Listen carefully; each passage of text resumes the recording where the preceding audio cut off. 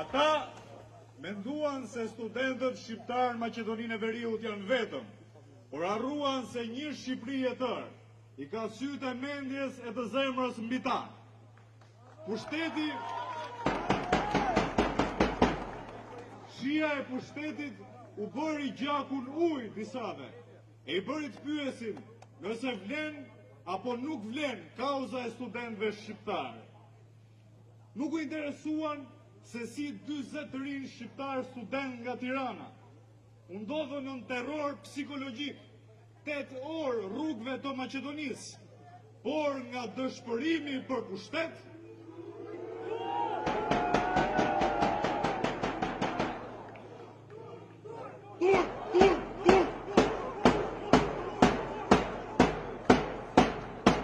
por të dëshpëruar për pushtet, injoruan atë që i sollin pushtet, gjuhën shqipe.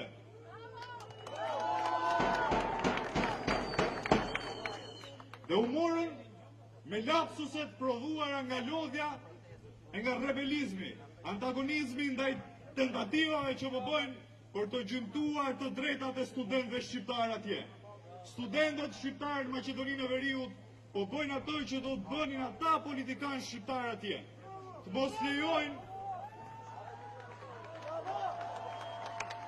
mos lejojnë në përkëmbjen e të drejtave e sidomos të gjuhës shqipe.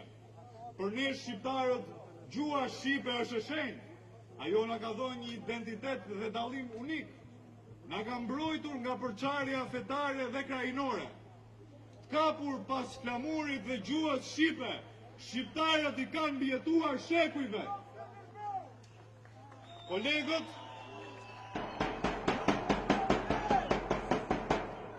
Kolegët dhe bashkëmoshatarët tanë shqiptar, Maqedoninë e Veriut, na dha një mësim, na dha një mesazh që ndoshta edhe mund të ishte harruar.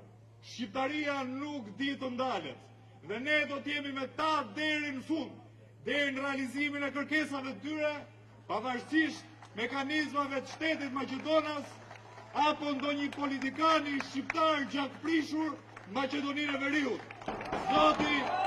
Zoti i bekov studentët shqiptar në Maqedoni, Zoti i bekov shqiptarinë.